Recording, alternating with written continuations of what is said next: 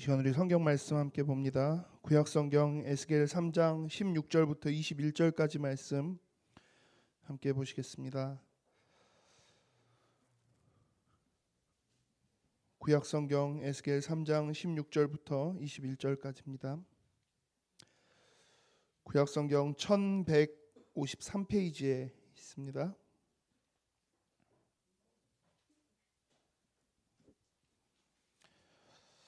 에스겔 3장 16절부터 21절 말씀 우리 함께 한 목소리로 같이 합독해서 읽습니다. 7일 후에 여호와의 말씀이 내게 임하여 이르시되 인자야 내가 너를 이스라엘 족속의 파수꾼으로 세웠으니 너는 내 입의 말을 듣고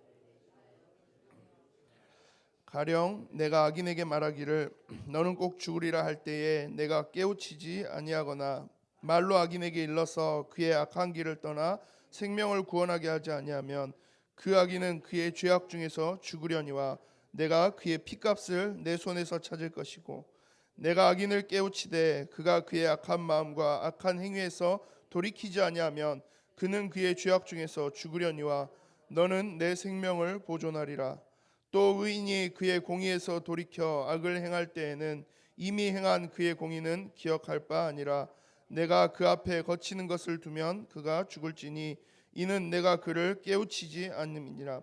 그는 그의 죄 중에서 죽으려니와 그의 피값은 내가 내 손에서 찾으리라.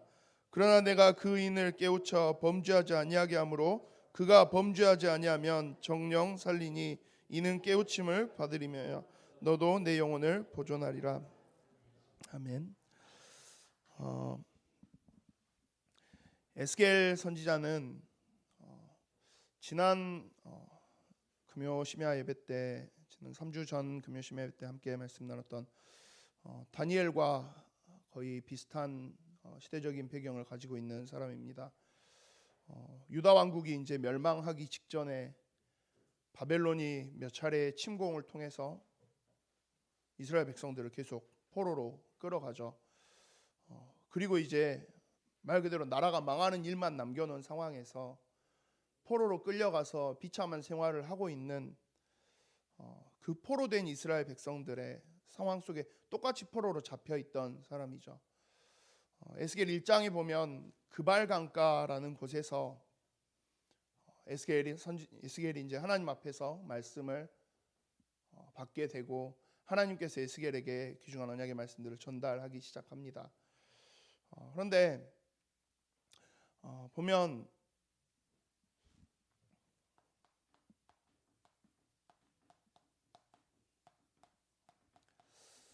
에스겔서를 조금 앞부분을 이렇게 쭉 보고 지금 저희가 함께 3장 후반부 본문을 읽긴 했는데 에스겔서 전체 앞에 부분을 쭉 이렇게 읽다 보면 좀 받는 느낌이 이상한 게 하나가 있어요.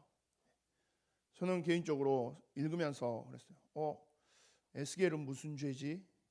라는 생각을 들게 만들어요. 무슨 이야기냐? 하나님께서 에스겔에게 말씀을 주세요. 자, 가서 이스라엘 백성에게 이렇게 이야기해. 근데 하나님께서 애초에 결론을 내놓고 이야기하세요. 근데 네가 이야기해도 이스라엘 백성들은 전혀 듣지 않을 거야. 네가 아무리 열심히 이야기하고 아무리 담대하게 네가 무섭고 두렵고 떨리는 모든 것들을 다 이겨내고 담대하게 이야기해도 결국 네가 하는 이야기는 이스라엘 백성들이 듣지 않을 거야. 내가 그걸 알아. 그리고 포로로 잡혀와 있음에도 불구하고 이스라엘 백성들은 자기들이 왜 포로로 잡혀왔는지 끝까지 모를 거야. 하나님 그렇게 이야기하세요. 그리고 실제로 이스라엘 백성들은 끝까지 이해 못해요. 에스겔 선지자가 막 이 하나님의 말씀을 전달하고자 하는 이 시기, 방금 말씀드린 것처럼 이스라엘 백성들 상황은 나라가 망하지는 않았어요. 아직도 유다 왕국이 존재는 해요. 그런데 이미 두 번에 걸쳐서 포로로 참 많은 이스라엘 백성들이 바벨론 땅에 잡혀와 있어요. 그발 강가라는 곳은 우리가 생각하기엔 에스겔이 사명받은 그런 곳일까? 작년 여름 저희 담임 목사님 한번 그발 강가라는 강단 메시지도 한번 주신 적 있죠. 근데 사실 이스라엘 백성들 입장에서 그발 강가는 굉장히 비참한 곳이에요. 왜요? 자기들이 포로로 잡혀와서 억류당해 있는 곳이거든요. 이스라엘 백성들 입장에서는 진행되어져 있는 시대의 흐름 자체를 인정할 수가 없는 거예요. 왜요? 우리는 선택받은 민족이거든요. 하나님 택하셔서 아브라함으로부터 해서 우리를 계속해서 인도해 가시고 보호해 오셨던 그런 택함 받은 족속이거든요. 그런 우리가 지금 감히 저 이방, 짐승만도 못한 저 이방인들에게 붙잡혀서 우리가 여기에 억눌려 있다? 이스라엘 백성들 입장에서는 인정할 수 없는 현실이에요. 시대의 흐름은 이스라엘이란 나라가 완전히 망하는 그 흐름으로 하나님께서 계속 이끌어가고 계시는데 이스라엘 백성 입장에서는 절대 인정하고 싶지 않은 현실이에요. 왜요? 아직 그래도 최후의 희망이 남아 있어요. 어떤 희망이요? 아직 그래도 우리 유다 왕국은 남아 있거든요. 그리고 이 에스겔 선지자가 조금씩의 이 말씀을 하면서 사역을 하고 마무리되어 갈 시점에 결국 하나님께서 마지막으로 완전히 희망을 꺾으세요. 유다 왕국 완전히 망하거든요. 그리고 시드기야 왕이 두 눈이 뽑힌 채로 끌려와요. 바벨론 땅에서 포로로 잡혀 있다가 그래도 최후의 희망 가지고 있다가 시드기야 왕이 두 눈 뽑힌 채로 끌려온 그 모습을 바벨론 땅에서 봤던 이스라엘 포로, 이미 포로로 와 있었던 사람들은 기분이 어땠을까요? 아마 마지막 남아있던 모든 희망조차도 다 사라지는 거죠. 그래도 최후의 보루이자 마지막 자존심 그거 하나짜리 가지고 있었는데 그 모든 게 완전히 다 끝나버린 거죠. 들리는 소식에는 이미 성전은 황폐해져 버렸고 예루살렘 성은 이미 다 무너져 버렸고 이스라엘 백성들 입장에서는 이걸 이해할 수가 없었을 거예요. 근데 저는 성경을 읽으면서 그랬어요. 이스라엘 백성뿐만 아니라 에스겔 선지자도 이게 좀 억울하겠다 싶을 것 같아요. 왜요? 아니 하나님이 되게 김 빠지게 그렇게 이야기하시는 거예요. 야, 자 가서 여호와 하나님 내가 너에게 주는 이 말씀 이스라엘 백성들에게 이야기해. 아, 네 하나님 그래요. 이 말씀 붙잡고 내가 가면 이스라엘 백성들이 다 돌아오려나요? 하나님 앞으로 회개할까요? 그 기대를 하고 있을 건데 하나님께서 바로 그 분위기에 초를 치시는 거죠. 근데 네가 말해도 안 들을 거야.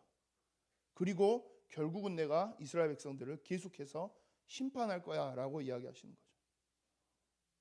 그러면 뭐예요 이게? 아니 하나님 왜 이러시는 거예요? 이게 조금 감정적으로 놓고 봤을 때는 이해하기 힘든 이야기 그 상황인 거죠. 하나님 장난하시는 것도 아니고 왜 우리 언약의 백성들을 이렇게까지 몰아붙이십니까? 아니 그래도 하나님 주신 말씀을 가지고 나아가면 이 이스라엘 백성들이 돌아오고 회복할 수 있도록 그걸 주셔야지 하나님 왜 이래 가십니까? 근데 복음의 흐름을 보면요 이 시대의 흐름이라는 게 반드시 존재해요. 성경에서 우리 구약 성경에서만 놓고 봐도 이스라엘 백성들의 그 역사를 쭉 이래 보다 보면 반드시 시대의 흐름이라는 게 존재해요. 그게 어떤 흐름입니까? 하나님께서 주신 그 은혜로 인해서 하나님의 언약을 회복하는 시기가 있어요. 그리고 그 속에서 하나님이 주시는 축복 속으로 들어가요. 그런데 이 축복 나름대로 성공, 응답 이거에 취한 나머지 복음 자체가 다시 희미해지기 시작해요. 그러다 보니까 어떻게 됩니까? 다시 또 한 세대, 두 세대가 지나고 나면 이 복음이 완전히 단절돼요. 그리고 이스라엘 백성들은 어디 앞에 서 있어요? 우상 앞에 서 있어요. 하나님이 주신 언약 완전히 상실해요. 그리고 그 상황 앞에 있는 이스라엘 백성들에게 하나님께서 똑같이 심판을 행하세요. 하나님이 행하시는 그 심판 때문에 어마어마한 고통에 힘들어하는 이스라엘 백성이 결국 마지막에 두 손 들고 하나님 언약 앞으로 다시 돌아가요. 그러면 하나님 또 은혜를 베푸세요. 이게 구약 성경에 계속해서 반복되는 이스라엘의 역사의 흐름이에요. 이스라엘 백성들이 계속해서 나왔던 시대의 흐름이기도 해요. 그러면 에스겔 선지자가 지금 이 언약을 받은 이 시기의 상황은 어떤 상황이겠습니까? 이 상황인 거죠. 복음이 완전히 희미해지고 단절되고 그리고 하나님이 행하시는 그 심판 속에서 고통받고 있는 상황인 거죠. 아무리 내 마음은 나는 이 민족이 완전히 일어났으면 하는데 이쪽으로 갔으면 좋겠는데 하나님 이미 뜻을 정해 놓으신 거예요. 아니, 지금은 이스라엘 백성이 심판받을 때야. 네가 아무리 전해도 이스라엘 백성들은 듣지 않을 거야. 그러면 그런 생각이 들 수 있잖아요. 아니, 하나님 그럼 다 정해놨으면 나한테 왜 이 이야기 하라 그래요? 그렇잖아요. 정답을 이미 알고 있어요. 어떤 반응이 올지를 알고 있어요. 네가 말해도 현장에 있는 사람들은, 네가 지금 말하는 그 그발강가에 있는 이스라엘 백성들은 포로로 와 있어도 네 이야기 듣지 않을 거야. 여호와 하나님의 말씀 기억하지 않을 거야. 그게 지금 이 시대의 흐름이야 라고 하나님 이야기하시는 거예요. 그러면 저 같으면 그럴 것 같아요. 그럼 뭐하러 이야기하라요? 어차피 이야기해도 안 들을 건데. 저 같으면, 제가 좀 너무 삐딱해서 그런지 모르겠는데 저는 성경을 읽으면서 그 생각을 계속했어요. 도대체 이유가 무엇일까? 그런데 에스겔뿐만이 아니라 구약 성경의 후반부인 우리 선지서들, 대선지서, 소선지서는 이 선지서들의 내용들을 전체를 놓고 보면 하나님이 왜 그렇게 하시는지 이유가 조금은 보이는 것 같아요. 시대의 흐름이라는 건 분명히 존재하지만 그것과 상관없이 하나님 주신 언약을 붙잡고 서 있는 그 개인의 힘이라는 것도 분명히 존재해요. 시대의 흐름은 이 속에 있어요. 완전히 망해가고 희미해지고 언약이 단절되고 무너져가는 그 시대가 있어요. 그러나 그 속에서도 분명히 하나님이 주신 언약을 붙잡고 계속해서 이 흐름을 이어갈 수 있도록 만드는 그 개인들은 그 순간순간마다 있었어요. 구약의 뒷부분에 나와 있는 수많은 선지자들은 사실 대부분 그러한 사람들이었어요. 시대는 완전히 망해가고 심판 가운데 있고 끝나가고 있지만 그 속에서 그 사람 개인은 하나님이 주신 언약의 말씀을 계속해서 전달해요. 그리고 그 사람을 통해서 하나님이 무엇을 이루어 가시느냐? 하나님, 내가 이야기해도 안 들을 거면 이야기해서 뭐 해요? 아니요. 내가 이야기하고 있는 그 복음을 통해서 이 개인을 통해서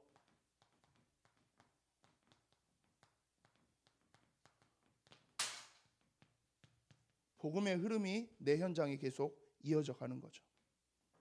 그리고 하나님이 정하신 이 시간표가 오면 그 시대 전체적으로 복음의 불길이 일어나기 시작해요. 에스겔은 그런 의미에서 봤을 때 자기 혼자 고군분투해야 되는, 심지어 들어주는 사람이 아무것도 없을 거라는 걸 알고 있음에도 전하고 고군분투해야 되는 그런 상황에 있었던 선지자였어요. 참 힘 빠질 수 있는 이야기죠.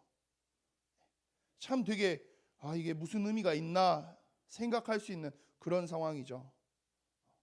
그런데 그럼에도 불구하고 에스겔 선지자를 통해서 하나님이 에스겔 개인에게 전달하고자 하는 메시지도 분명히 있으셨어요. 이스라엘 백성에게 전달하고자 하는 메시지도 있으셨고요.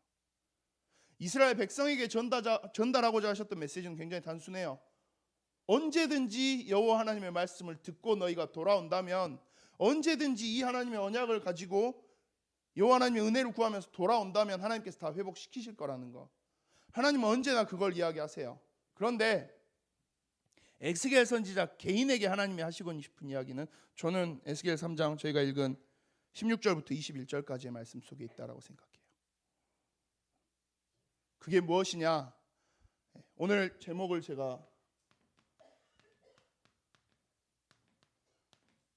내가 할 일이라고 했어요. 정교인 전도 캠프로 계속해서 저희가 함께 하고 있습니다. 캠프 또 한 주간 여러분들 현장에서 관계된 분들에게 또 권역마다 함께하는 현장에서 귀중한 캠프의 사역들 함께 하셨죠. 현장에서 예비된 자들에게 복음 증거하고 그들이 돌아오는 역사가, 감사한 그 역사가 시작된 분들도 있을 거고, 복음 전했는데 전혀 반응 없는 분들도 있을 거고요. 근데 그건 하나님이 이 흐름 가운데 정해 놓으셨다라는 거예요. 내 현장에, 내 지금 살고 있는 이 시대에 내가 복음 전달한 그 대상자에게 하나님께서 동일하게 이 시간표 정해 놓으셨다는 거예요. 네가 전해도 이 사람은 듣지 않아. 하나님 전해 두셨다라는 거예요. 그러면 하나님, 나는 왜 전해요? 그 이야기를 할 수 있는, 그 질문이 들 수도 있는 우리에게 하나님이 하시는 대답이에요. 뭐라고 이야기합니까? 17절에 보면 인자야 내가 너를 이스라엘 족속의 파수꾼으로 세웠으니 너는 내 입의 말을 듣고 나를 대신하여 그들을 깨우치라. 여호와 하나님 이야기하시는 거죠. 에스겔에게. 자 가서 이야기해라. 내가 너를 세웠으니까 이야기해. 그런데 뭐라고 이야기하냐? 가령 내가 악인에게 말하기를 너는 꼭 죽으리라 할 때에 내가 깨우치지 아니하거나 말로 악인에게 일러서 그의 악한 길을 떠나 생명을 구원하게 하지 아니하면 그 악인은 그의 죄악 중에서 죽으려니와. 여기까지는 당연한 이야기예요. 여호와 하나님이 주신 이 복음, 이 언약, 그것을 붙잡고 기억하고 여호와 하나님 앞으로 돌아온다면 하나님께서 살리시겠지만, 그 여호와 하나님의 말씀에 불순종하고 여호와 하나님의 언약, 복음 그거 전혀 무시하고 내 마음대로 계속 이 악한 길에 서 있겠다라고 하면 그 사람은 그 악한 행한 길 중에서 죽을 거라는 거예요. 그런데 그거에 대한 책임을 이야기하는데, 만약 네가 이야기하지 않아서 악한 길에 서 있는 사람인데 그 사람에게 여호와 하나님의 말씀이 이렇다라고 이야기해 준다면 모르겠지만, 이야기해 주지 않아서 그 사람이 그 악한 길에 계속 있다, 그 사람 죽지만 마찬가지로 그 사람의 피값 또한 너에게서 찾겠다라는 이야기예요. 우리를 통해서, 너를 통해서, 네 땅에서, 네가 있는 그곳에서, 우리가 있는 그 현장에서 이 복음의 흐름을 계속 이어지도록 만들라는 거예요. 내 현장에서 계속해서 이 복음을 선포하라는 거예요. 하나님의 에스겔 선지자에게 하시는 이야기는 그거예요. 시대의 흐름이 다 망해간다. 시대의 흐름이 심판 가운데 있다. 언약과 상관없는 흐름 속에 있다. 그래, 그건 내가 정한 거야. 그런데 그것과 상관없이 너는 네가 있는 그 현장에서 이 복음이 계속 흘러가도록 만들어. 저들이 듣든 듣지 않든 그건 내가 정한 거고, 여호와 하나님의 이 은혜의 언약 앞에 네가 서 있는 게 맞다면 너는 최소한 네가 있는 현장에서 이 복음이 계속해서 흘러가도록 만들어. 네가 이 복음을 계속 흘러가도록 만들어 놓으면 결국 다음 세대 지나가다 보면 하나님께서 정하신 그 회복의 시대가 올 거야 라고 이야기하는 거예요. 그리고 그 과정 속에서 이 복음이 흘러가도록 쓰임받은 너라면 너는 이 시대의 흐름과 상관없이 응답의 자리에 세워놓겠다라는 이야기예요. 그런데 뭐 안 되겠네, 끝났네, 이 시대에 뭐 하나님 정해놨네, 나 뭐 안 해도 되지, 손 놓고 있다라면 나의 현장에 복음이 선포되고 있느냐 선포되지 않고 있느냐, 하나님이 물으시는 유일한 책임의 기준, 하나님 여기에 두시겠다라는 거예요. 자, 너 영접 몇 명 시켰냐? 캠프 하니까 우리가 부담도 많이 돼요. 우리 영접을 몇 명 했나? 다락방이 몇 개가 일어나나? 지교회가 일어나나? 근데 하나님 그거 묻지 않으신다라는 거예요. 하나님이 물으시는 유일한 기준 딱 이거 하나래요. 복음 전했냐 안 전했냐? 하나님 내 현장은요 지금 상황이 좀 어렵고요. 하나님 내가 있는 곳은요 지금 좀 이렇고요. 하나님 내 상황이 지금 내가 복음 전할 수 있는 상황이 안 되고요. 하나님 내가 지금 현실적으로 좀 많이 어렵고요. 하나님 유일하게 물으시는, 그냥 그 이야기하고 있는 우리 앞에 물으시는 건 딱 하나라는 거예요. 야, 알았어. 전했어? 안 전했어? 전했다라면 그거에 대한 모든 죄값 하나님이 묻지 않으시겠다라는 거예요. 그런데 전하지 않고 있었다라면 거기에 따른 책임을 물으시겠다라는 이야기예요. 하나님이 어떻게 보면 우리에게 요구하시는, 구원받고 하나님의 언약 앞에 서 있는 우리에게 있어서 하나님 유일하게 하나 따지시는 거, 이거 하나 따지시겠다라는 거예요. 우리가 구원받는 거는 이제 정해졌어요. 예수 그리스도를 구주로 시인하고, 이번 주 말씀처럼 영접하고, 마음으로 믿고 입으로 시인하고 영접하면 그 고백을 함으로써 하나님의 자녀가 되었다면 구원은 나는 받았어요. 그런데 너 구원받고 너를 구원한 이유가 어디에 있겠냐라는 거예요. 하나님이 바라보시는 건 너를 구원하는 데서 끝나는 게 아니라 너를 통해서 그 다음 하나님 내 옆에 영접 아무도 안 했는데요. 영접하고 안 하고는 그거는 하나님이 책임지시겠다라는 거예요. 그거는 하나님 영역에 있는 거니까, 이 시대의 흐름 그냥 하나님 정하신 속에 있는 거니까 그거 신경 쓰지 말고 단지 전했냐 전하지 않았느냐,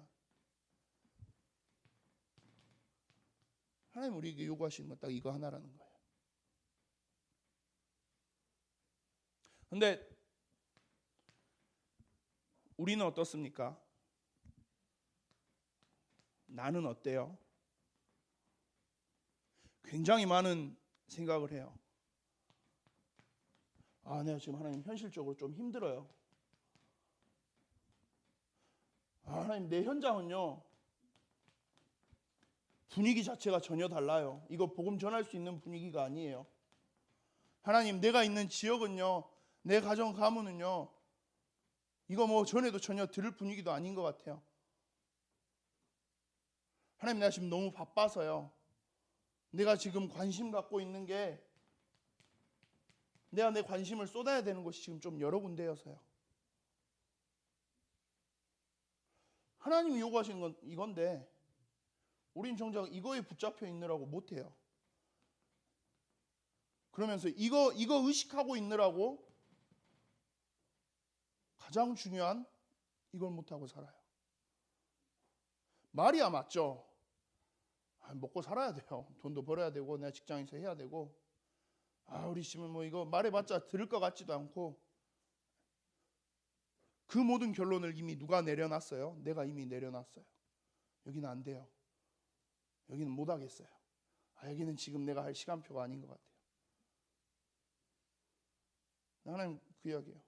자, 그러다가 그 사람이 한 번도 여호와 하나님의 언약의 말씀을 듣지 않고 간다면, 심지어 뭐라고까지 이야기하시느냐, 의인이었다 할지라도 이 사람이 다시 악을 행하기 시작하면 그 앞에 공의를 하나님께서 뒤집어 엎겠다라는 거예요. 지금까지 이 사람이 얼마나 신앙생활 올바르고 뭐 잘하고 착하게 살고, 그렇다 할지라도 하나님이 주신 이 복음에서 떠나서 악한 길을 행하고 있다, 그 사람에게라도 가서 이야기하라는 거예요. 그래서 그 사람이 듣고 돌아오면 되지만, 그 사람에게 그조차도 말하지 않아서 그 사람이 계속 의인으로 있던 그가 악한 길로 되돌아가서 하나님 앞에 심판을 받게 된다, 그에 대한 책임 물으시겠다라는 거예요. 근데 제가 캠프로 있는 중에 이번 주 한 렘넌트랑 만나서 이야기를 하는 중에 좀 이런 이야기들을 좀 많이 했어요. 힘들대요. 너무 지금 자기가 이거 할 수 있는 상황이 아니래요. 자기 지금 직장에서 버티고 있는 것도 힘들어 죽겠는데 내가 지금 뭐 복음 전하고 뭐하고 그럴 지금 상황이 아니래요. 좀 내가 좀 숨 좀 쉴만 하면, 조금 내가 이 상황 좀 벗어나서 내가 조금 최소한의 여유라도 좀 생기고 나면, 나를 얽어매고 누르고 있는 이 압박들이 조금 벗어지고 나면, 그러면 그때 내가 좀 생각해 보겠대요. 근데 하나님은 사실 생각하고 자시고의 개념이 아닌 거예요. 이거 뭐 네가 지금 좀 살만하면 조금 더 괜찮은 그 개념으로 이야기하시는 게 아니에요. 유일하게 딱 하나 요구하시는 게 이건데, 야 네가 진짜 힘든 중에도 그래도 이거 이야기했구나, 그럼 하나님 돼요. 네가 잘하고 못하고, 내가 조금 더 훈련도 많이 받고 제가 조금 더 준비도 많이 하고 제가 복음편지 구원의 길 새생명서 이거 다 제대로 할 수 있도록 달달달 할 수, 그러게 되면 그때 할게요. 완전 다른 이야기예요.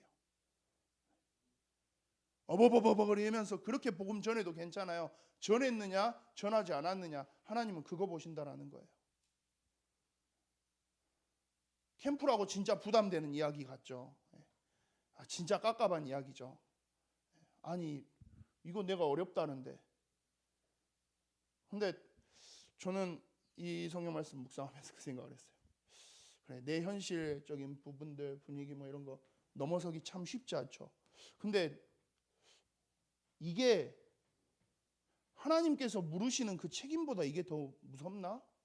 라는 생각을 했어요. 좀 진짜 어린아이 같은 생각으로 둘 중에 뭐가 더 무섭나, 나에게 있어서 내 현장의 분위기가 더 무서운가, 아니면 하나님이 나중에 물으실 그 책임이 더 무서운가. 늘 말씀 속에서 나오는 사랑의 하나님, 조금 오늘은 그 개념과는 다른 쪽의 방향을 이야기 드리고자 해요.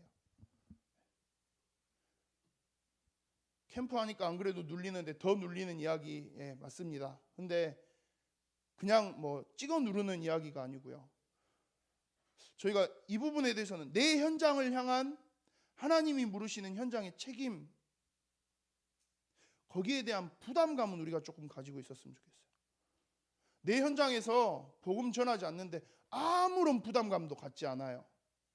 아무렇지도 않고 평안해요. 왜요? 나 그냥 먹고 사는 거 집중하면서, 나 지금 내 상황이 좀 나아지길 바라면서 그냥 그걸로 충분히 만족하면서 있어요. 하나님 우리에게 그러라고 주신 복음은 아니거든요. 하나님이 나에게 주신 복음은 무엇이냐? 이 복음을 가지고 내가 나의 현장을 담당하는 책임자로 부르셨다는 이야기예요.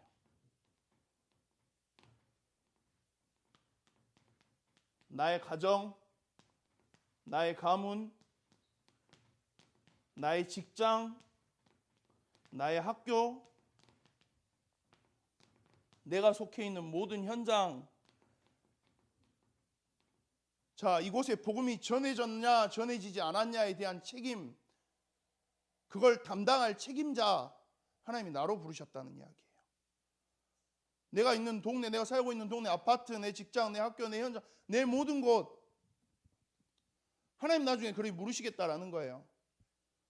내 옆에 있던 불신자 한 명이 죽어서 마지막 심판의 자리에 갔을 때 예수 그리스도를 영접하지 않고 불신자 상태 속에서 있다가 결국은 지옥 가겠죠. 그 사람에게 물어보신다라는 거예요. 너 어디 살았어? 농성동 살았는데요. 농성동에 있던 복음 가진 사람들 누구야? 그 말이에요. 야, 왜 안 전했어? 얘는 지옥 가. 근데 이거에 대한 책임 니네도 있어. 그 책임을 우리에게 물으시겠다는 거예요. 그 책임 물으시면 우리도 같이 지옥을 따라갑니까? 그건 아니겠죠. 근데 영적으로 그 책임을 우리에게 계속해서 물어보시겠다라는 거예요. 한 직장에 있던 귀중한 사람이 결국은 심판의 자리에 섰어요. 너 직장 생활 어디서 했어? 저 어디서 직장 생활 했습니다. 그 자리에 있던 복음 가진 사람 누구야? 물으시겠다라는 거예요. 왜 안 전했어? 제가 분위기가 어려워서요. 제가 다른 게 힘들어서요. 분위기, 현실, 다른 상황, 그건 하나님 본인의 영역에 두시겠다라는 거예요. 시대의 흐름이 심지어 그래 가더라도 그것까지는 하나님이 다 정해 놓으시겠다라는 거예요. 그것과 상관없이 네가 해야 될 건 뭐냐? 전해라. 시대의 흐름은 내가 정해놨어. 그런데 시대의 흐름이 완전 심판의 시대의 흐름이라 할지라도 그 시대 속에서 복음 가지고 한 사람이 현장에 계속해서 선포하면서 간다면 최소한 그 사람만큼은 하나님이 그 시대에 복음의 대열에 세우는 사람으로 만들어 가시겠다는 이야기. 에스겔 그렇게 쓰임 받았잖아요. 다니엘 그렇게 쓰임 받았잖아요. 예레미야 또한 마찬가지죠. 포로 시대에 수없이 많은 선지자들이 활동했어요. 시대의 흐름은 포로고 멸망이고 심판이었는데 정작 그 심판의 시간표 속에서 그래도 하나님 주신 언약을 붙잡고 선포하는 자리에 섰던 개개인들, 선지자들은 또 굉장히 많았어요. 그 어떤 시대보다 많은 선지자들이 나타났어요. 포로 시기에. 무슨 이야기입니까? 시대의 흐름이 혹시 그렇다 하더라도 정말 현장에서 복음 가지고 도전하고 있는 개인이 딱 선다면, 그리고 그 사람들이 하나, 둘, 셋, 넷 모여지기 시작하고 그 사람들을 통해서 조금씩 이 현장에서 하나님의 은혜의 복음이 선포되기 시작한다면 그때 시대의 흐름도 자연스럽게 바뀐다라는 이야기예요. 이 시대의 흐름이 완전 흑암입니까? 내 현장의 흐름이 완전 흑암입니까? 뒤덮여서 깜깜해서 답도 안 보이는 현장입니까? 그러면 그럴수록 더 필사적으로 우리는 전해야죠. 그러면 그럴수록 우리는 더더욱 이 빛 계속해서 비춰줘야죠. 나 혼자 비추는 게 어렵다. 이 빛 함께 비출 수 있는 사람 찾아와서 같이 비추면 되죠. 그 빛이 하나, 둘, 셋, 넷 모이기 시작하면 어떻게 돼요? 어마어마한 불이 되는 거예요. 하나님이 시대 세계복음화의 응답을 어떻게 이루실까요? 뛰어난 전도자 한 명을 통해서 전 세계 수백만 명을 살리는, 하나님이 생각하시는, 하나님이 이루시는 세계복음화의 응답, 아니요, 그렇지 않아요. 초대교회가 어떻게 해서 로마를 복음하고 정복했습니까? 무려 250년의 시간 동안 핍박이 계속됐는데요. 심지어 죽였는데요. 어떻게 살렸어요? 시대의 흐름이 완전 핍박, 죽음, 순교, 그것만 가득했던 시대인데요. 로마 사람들이 보기에 저 기독교인들, 예수 믿는다는 것들, 그거 그냥 저거 고집하다가 말 그대로 처참하게 죽음당하고 비극적인 인생을 사는 것처럼 보이는데요. 그럼에도 불구하고 저 사람들 뭐냐? 그런데 그 속에서 계속해서 개인이 이 복음 가지고 그 복음의 흐름을 계속 이어가니까 어떻게 돼요? 그렇게 이 복음 이어가는 개인이 하나 둘 늘어가기 시작하니까 결국 어떻게 돼요? 로마가 무너졌어요. 시대적인 어마어마한 전도자, 기독교 역사에 가장 크게 길이 남을 시대적인 전도자 사도 바울, 그조차도 결국은 순교당했어요. 개인은. 근데 그럼에도 불구하고 이 복음의 언약 계속해서 자기 현장에서 계속 선포하고 증거하고 이야기하고, 그러다 죽어갔을지라도 또 그 다음 또 선포하고 증거하고 이야기하고, 그게 계속해서 이루어지니까 시대의 흐름조차도 뒤집어지고 바뀌는 거예요. 진짜 이번 정교인 전도 캠프 함께 하시면서 오늘 이걸 좀 회복하셨으면 합니다. 여러분들이 있는 지역의 현장 책임자가 누굽니까? 나예요, 나. 내가 살고 있는 아파트, 내가 다니는 학교, 직장, 내가 지금 여기서 눈치 보고 적응하고 일하기도 바쁜데 무슨 아직은 조금 아니지. 아니요. 그곳의 책임자로, 영적인 책임자로 하나님은 누구를 세우셨느냐? 우리 회사 사장이 아니라 나를 세우셨다라는 이야기예요. 우리 학교 선생이 아니라 나를 세우셨다는 이야기예요. 하나님이 맡기신 현장의 책임자, 나라는 거예요. 그 책임자가 해야 될 일은 뭐냐? 그 책임자에게 하나님이 요구하시는 건 뭐냐? 전했냐? 그거 하나라는 거예요.